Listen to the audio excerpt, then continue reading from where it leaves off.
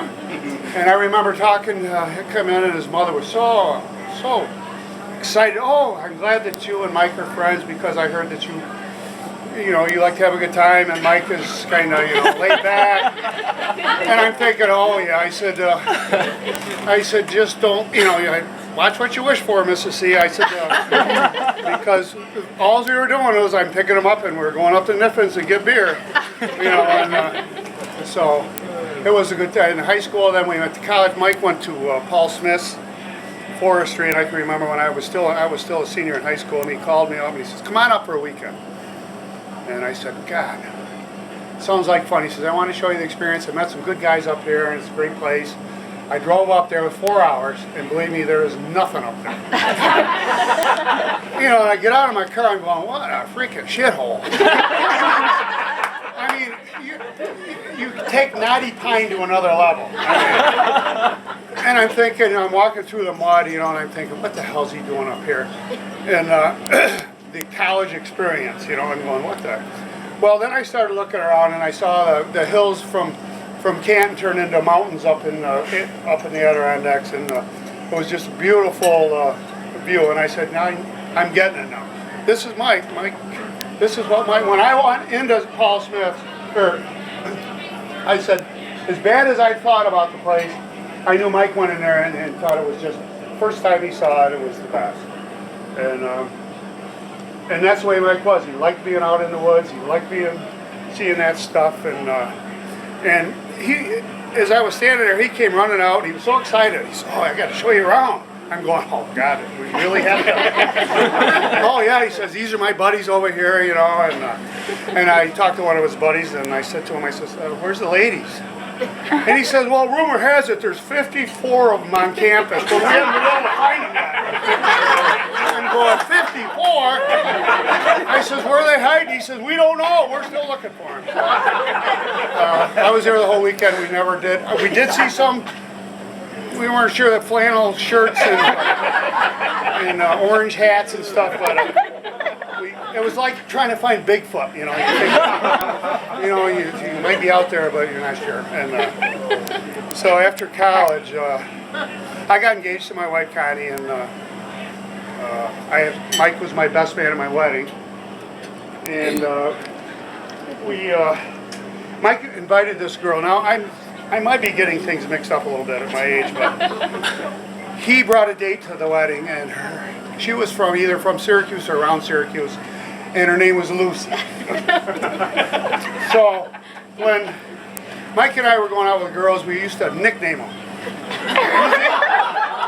usually by their shape and size. And believe me, we had some beauties, because we were worried more about volume than. So this girl showed up one night at the wedding, and I said she was from Syracuse. Her name is Lucy. Automatically, it's Juicy Lucy from Syracuse. She's got her nickname. We're all set. Well, unfortunately, Juicy Lucy from Syracuse didn't have a chance that weekend because, like I said earlier, Mike was my best man. And guess who was the maid of honor? It was Karen O'Connor at the time, and they had never met. Well, as soon as Mike saw Karen, he was all over that. I mean, it was sad. I'm thinking, Mike hunts a lot, and we were getting married in the fall, and I'm thinking, I think he's rutting. Isn't that what they do? The deer get horny in the fall. Well, Mike had been out in the woods so long, he was getting horny too, Oh, God. I said to myself, well, we'll let it go. I'm uncomfortable. Well, everything's history. They seem to they're married now, and they brought up 3 great kids. We got Mike, my godson Mike here, got a birthday coming tomorrow, 33. We got Ryan, and they kept going at it, and finally got a daughter, and that's the special one there. And at this time when I was married, I had 2 boys, so the Letzes and Coles were doing family vacations and everything together. So I just wanted to get up and say something for Mike, because we've been buddies together. Like my father said, you're only as good as your friends. And I've been real lucky to have a friend like Mike, and still have a friend like Mike. I don't want to sound this like a eulogy. Still alive. You know what they say about guys who retire, they drop dead the next day, but we're not. So it was just something that it's a big thing to spend over half your life working for a company. And I know Mike always worked as hard as he could, did the best job he could. He was that type of guy. And I wanted to be here to say, proud I am of him, of being the type of guy he is. But I'd like to take it one step farther. Mike is just a good guy.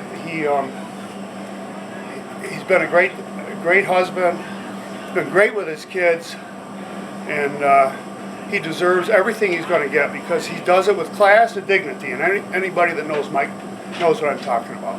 He's a good guy, and everything that this retirement brings to him, he deserves. So, God bless, Mike.